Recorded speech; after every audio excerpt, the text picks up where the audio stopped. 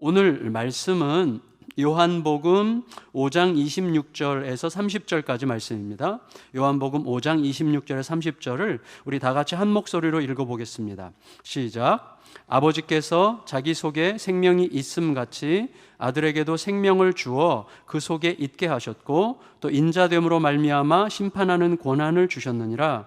이를 놀랍게 여기지 말라. 무덤 속에 있는 자가 다 그의 음성을 들을 때가 오나니 선한 일을 행한 자는 생명의 부활로 악한 일을 행한 자는 심판의 부활로 나오리라. 내가 아무것도 스스로 할 수 없노라. 듣는 대로 심판하노니 나는 나의 뜻대로 하려 하지 않고 나를 보내신 이의 뜻대로 하려 함으로 내 심판은 의로우니라. 아멘. 세상은 힘으로 돌아갑니다. 힘이 어디든지 있어야 그 힘에 의해서 뭔가가 돌아가는 건데 사람이 스스로 신이 되려고 하다가 쫓겨난 에덴 동산 이후로 힘의 자리를 차지한 것은 돈 그리고 권력, 지위였습니다. 이게 힘이죠. 그래서 그 힘으로 뭔가를 움직이게 되는데 왜 그것이 신의 자리, 힘의 자리를 차지했는지는 우리가 알아요.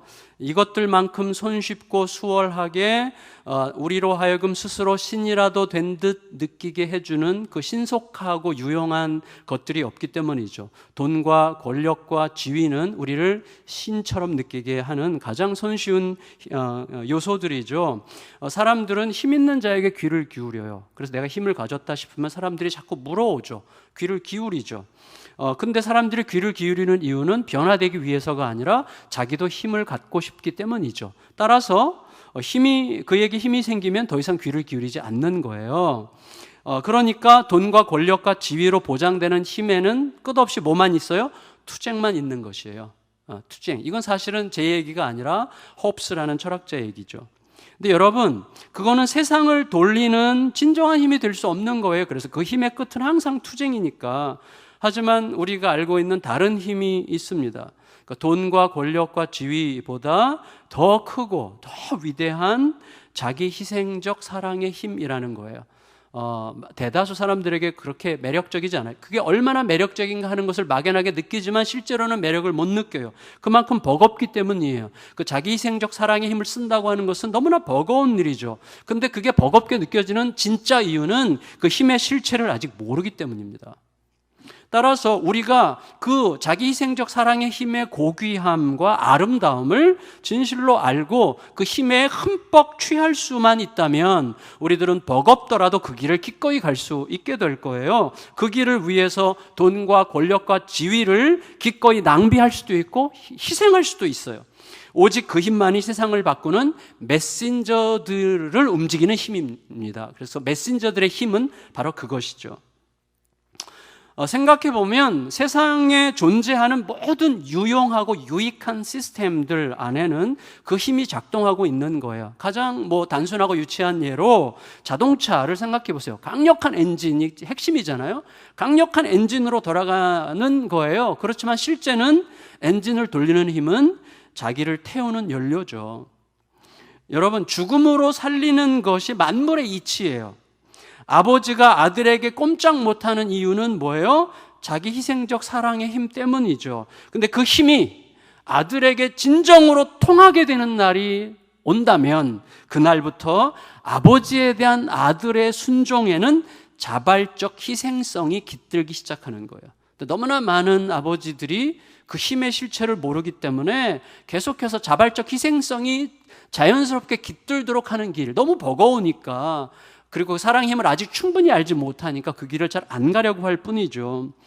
근데 이 힘은 우연히 생길 수 없잖아요. 우연이라고 하는 것이 어떻게 이런 힘을 만들겠습니까?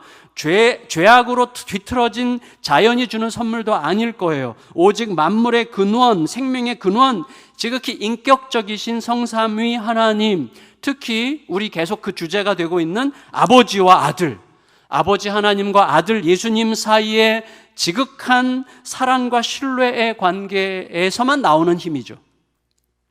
우리가 가정의 달, 이 설명을 좀 이따 좀 더 드리려고 하는데, 가정의 달, 또 오늘이 어린이 주일인데 이때에 영원하신 아버지와 아들 사이에서 분출하여서 종이장 같은 우리들의 인생을 바꾸신 그 고귀한 힘을 다시 확인하고 더 알아가고 그 힘으로 다시 일어서게 되는 은혜가, 그 힘이 얼마나 실제적으로 또 현실적으로 우리들의 삶을 바꾸는지를 누리게 되는 은혜가 우리 모든 가정들에게 임하시기를 예수님의 이름으로 축원합니다. 아버지와 아들은요, 무엇보다도 생명으로 이어져 있어요. 26절을 읽을까요? 5장 26절 다시 한번 읽겠습니다. 아까 읽었지만 시작. 아버지께서 자기 속에 생명이 있음같이 아들에게도 생명을 주어 그 속에 있게 하셨고. 자, 이 말씀을 언뜻 읽으면 아들은 아버지와 동등하지 않아요. 아버지가 아들에게 생명을 줬다는 거예요. 그러니까 아들 예수님이 아버지 하나님의 특별한 피조물이라고 하는 여호와의 증인의 주장이 옳게 느껴질 만한 말씀이죠.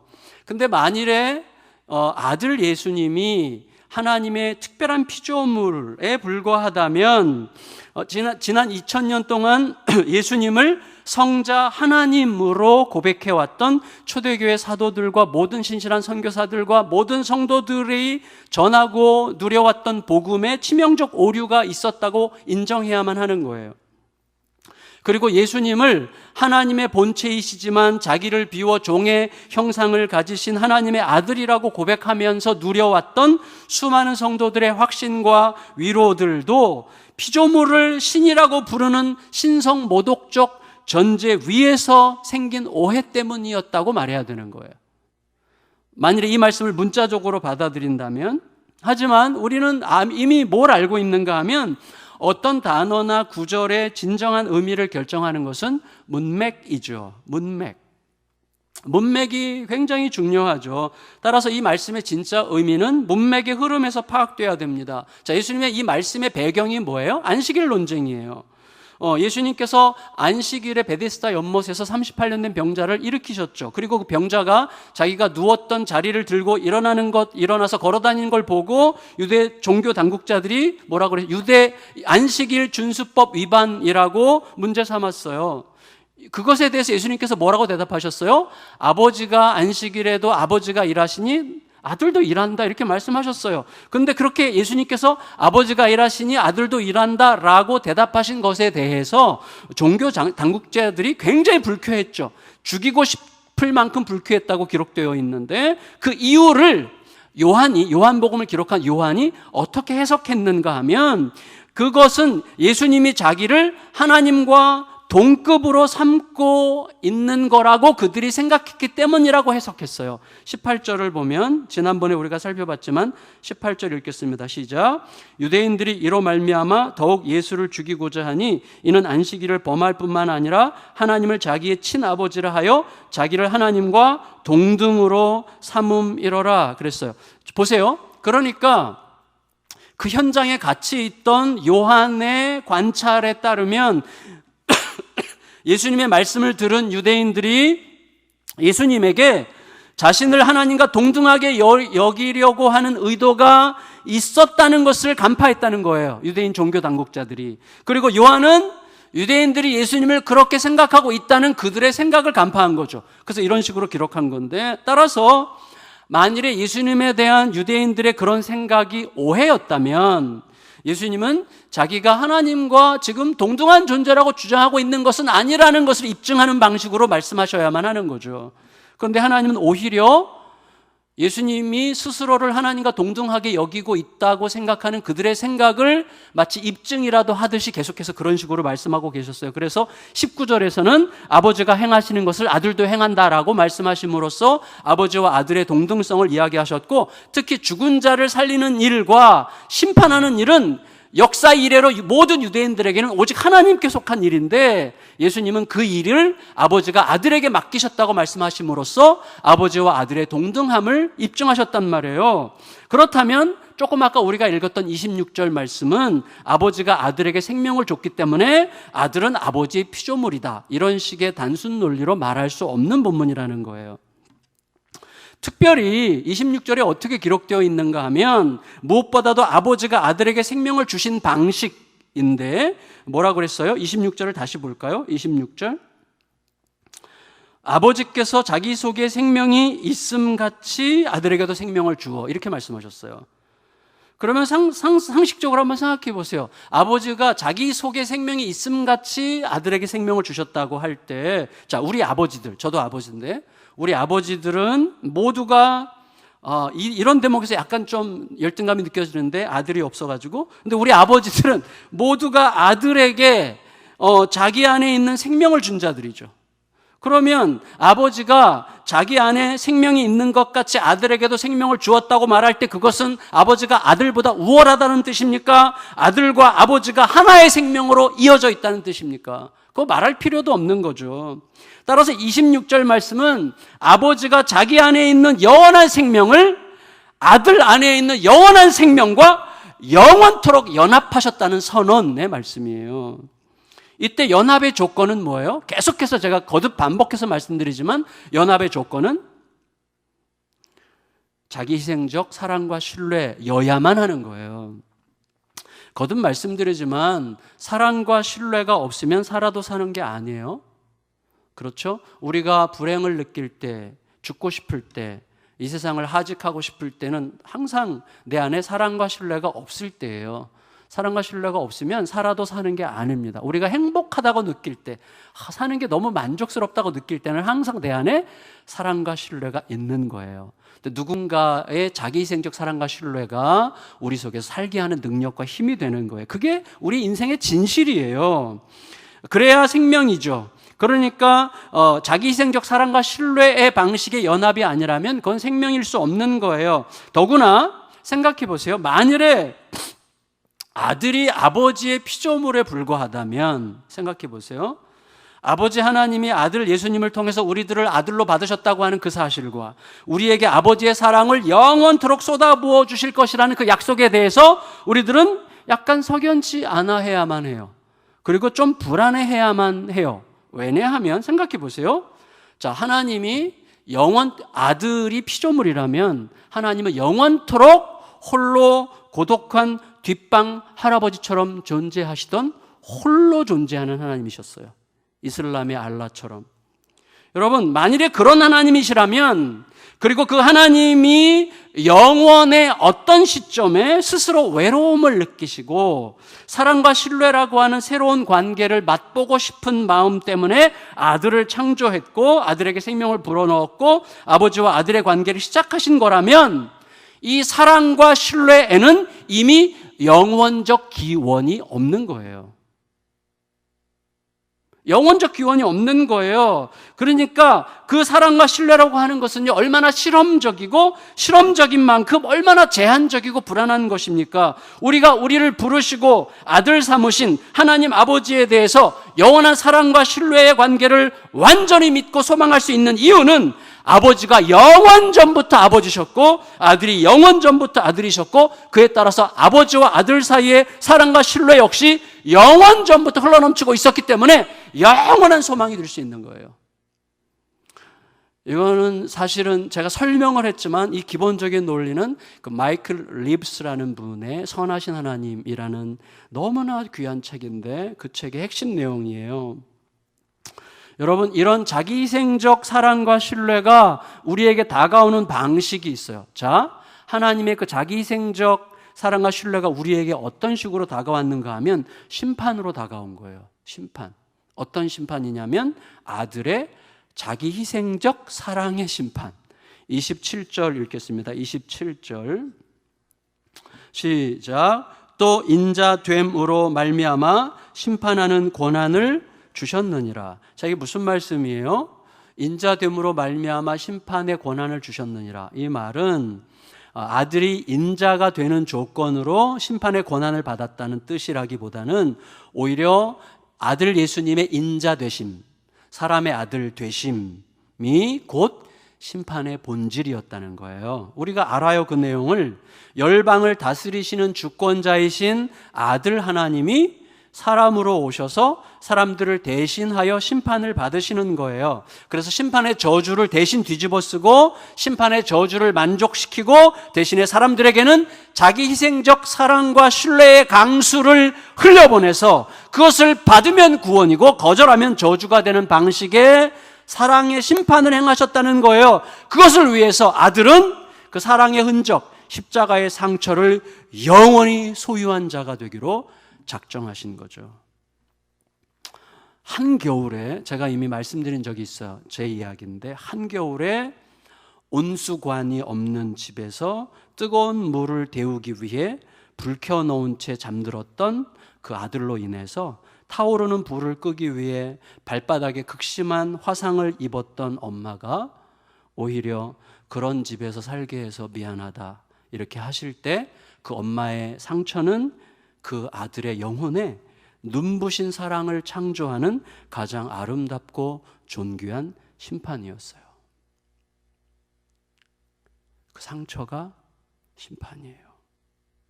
예수께서 영원토록 상처난 몸을 소유하기로 결정하신 것은 우리들의 상상을 뛰어넘는 용서와 사랑과 신뢰를 전제할 때만 이해할 여지가 생기는 눈부시게 아름다운 심판입니다. 그 사랑의 힘이 아버지와 아들의 연합된 생명에서 영원토록 분출하고 있는 중이에요. 지금도 우리에게로 흘러오고 있는 중이죠. 예수님은 말씀하세요. 이걸 놀랍게 생각하지 말아라. 다시 말하면 이상하게 생각하지 말아라. 왜 그렇죠? 이미 주셨던 하나님의 모든 약속들이 이루어지는 것일 뿐이기 때문이에요. 28절 29절 읽겠습니다. 28절 29절 시작. 이를 놀랍게 여기지 말라. 무덤 속에 있는 자가 다 그의 음성을 들을 때가 오나니 선한 일을 행한 자는 생명의 부활로 악한 일을 행한 자는 심판의 부활로 나오리라. 여러분, 예수님의 이 말씀은요, 이미 500여 년 전에 주셨던 다니엘을 통해서 주셨던 약속이 이제 아들 예수님 안에서 이루어지고 있는 말씀이라고 할 수 있겠어요. 다니엘서 12장, 그 인자에 관한 말씀에 이어지는 내용인데 다니엘서 12장 2절 같이 읽겠습니다. 시작. 땅의 티끌 가운데서 자는 자 중에 많이 깨어 영생을 얻는 자도 있겠고 수욕을 받아서 무궁히 부끄러움을 입을 자도 있을 것이며, 이 약속이 지금 이루어지고 있는 중이라고 말씀하시는 거예요. 아들의 음성을 듣는 자들은 살아나리라. 그러니 약속대로 이루어지고 있는 중인데 너무 이상하게 생각하지 마, 이렇게 말씀하시는 거예요. 여러분, 사실 우리도 이상하게 생각할 거 없어요. 왜냐하면 이렇게 살리고 살아나는 생명의 힘은 우리가 예수님을 따라서 그 아름다움에 흠뻑 취하여 자기 희생적 사랑의 힘을 믿고 그 길을 가기로 조금이라도 몸부림하게 되는 순간 드물지 않게 경험하게 되는 사건이에요. 제가 이 설교 준비하는 동안에 한 분이 생각이 났는데 K 여집사님이세요.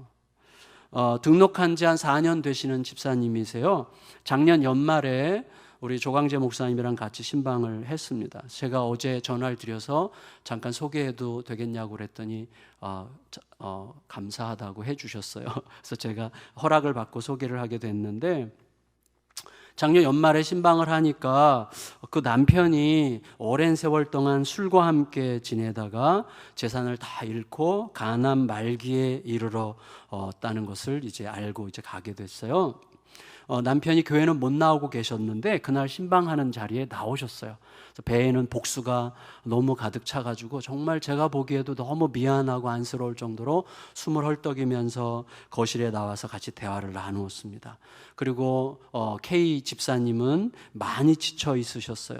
그리고 주님의 위로를 너무나 기다리고 있었어요. 하나님이 당신의 고통을 아십니다. 이런 메시지를 너무나 기다리고 있는 중이었는데 웬일인지 그날 저는 저도 모르게 그 남편을 이해하는 듯한 말을 자꾸 하면서 오히려 K 집사님에게 예수님으로는 충분치 않은 거냐 이런 식으로 약간 다그치게 됐어요. 그래서 제가 말하면서도 좀 미안함을 느꼈지만 왠지 자꾸 그쪽으로 이렇게 말하게 됐어요. 물론 제가 은근히 내가 하나님의 계시를 받고 있었다는 것을 여러분이 느끼도록 말하려고 하는 건 아니에요. 실제로 그날 이상하게 제가 평소에 안 그러는데 그런 쪽으로 자꾸 말하게 됐어요. 그래서 미안했어요. 그런데 이제 신방이 끝난 다음에 그 K 집사님의 친구로부터 자세히 들었는데 목사에 대한 원망이 막 완전히 치밀어 올라가지고 그냥 뒤집어졌대요. 그 집사님 막 너무 화가 나서 어쩔 줄 모르고 막 열을 받아가지고 진짜 더 이상 교회 나가고 싶지도 않고 살고 싶지도 않고 막 이런 마음이 막 들으셨다는 거예요. 그런데 변화가 생긴 거예요. 어떤 변화냐면 이 아내 K 여집사님 막 화를 내고 어쩔 줄 몰라 하니까 진짜 평생 한 번 따뜻한 말 하지 않던 그 남편이 아내의 등을 두드리며 미안해 이렇게 말했다는 거예요. 생전 처음 듣는 그 미안하다는 말이 딱 들어오는 순간 K 여집사님의 마음이 봄눈 녹듯이 그냥 완전히 녹아버린 거예요. 그러니까 기적이죠, 기적. 갑자기 그냥 찾아왔어요, 봄이. 그래서 다시 신방을 갔어요. 집에 신방 갔더니 분위기가 완전히 봄날로 바뀌었어. 진짜 너무 따뜻해, 분위기가. 근데 문제는 그 남편이 수술받지 않겠다는 거예요. 그냥 이대로 떠나고 싶다는 거예요.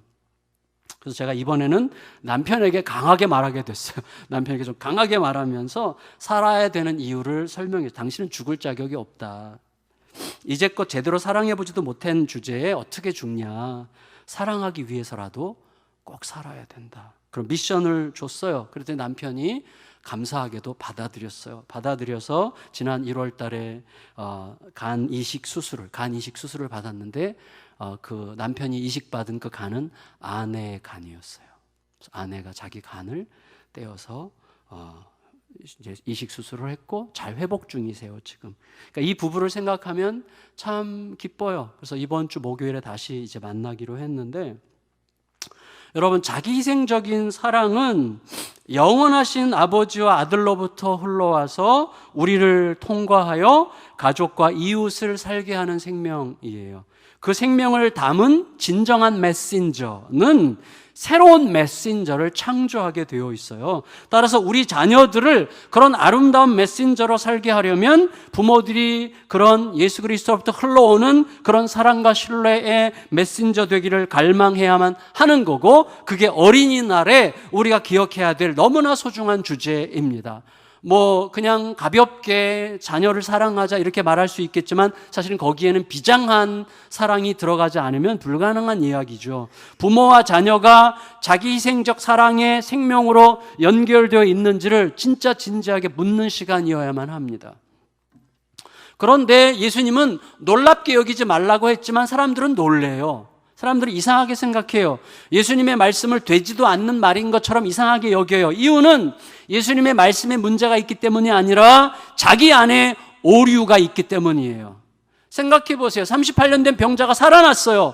하나님의 약속이 현실로 성취되는 중이었어요. 사람들은 그런데 그 와중에도 안식일 법 위반 운운하고 있는 거예요. 지금 시대는 안 그렇습니까? 아주 작은 이념적인 문제 가지고 꼬투리를 잡지 사람의 생명에 관심이 없어요. 너무너무 한탄스러운 모습이에요, 이게. 여러분, 생각해 보세요. 못 보던 자가 보고, 못 듣던 자가 듣고, 못 걷던 자가 걷고, 죽었던 자가 살아나는 게 명백한 현실인 것처럼 하나님에 대해서 죽었던 자의 귀에 아들의 음성이 들려요. 사랑과 용서와 신뢰로 변화시키는 심판의 음성이 들려요. 그 음성을 듣는 자들이 살아나는 때가 이미 왔어요.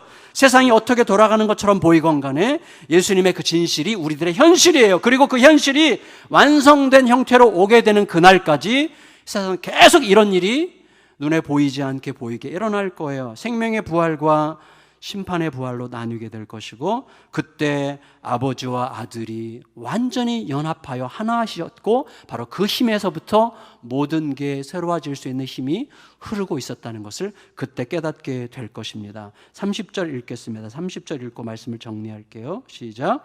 내가 아무것도 스스로 할 수 없노라. 듣는 대로 심판하노니 나는 나의 뜻대로 하려 하지 않고 나를 보내신 이의 뜻대로 하려 함으로 내 심판은 의로우니라.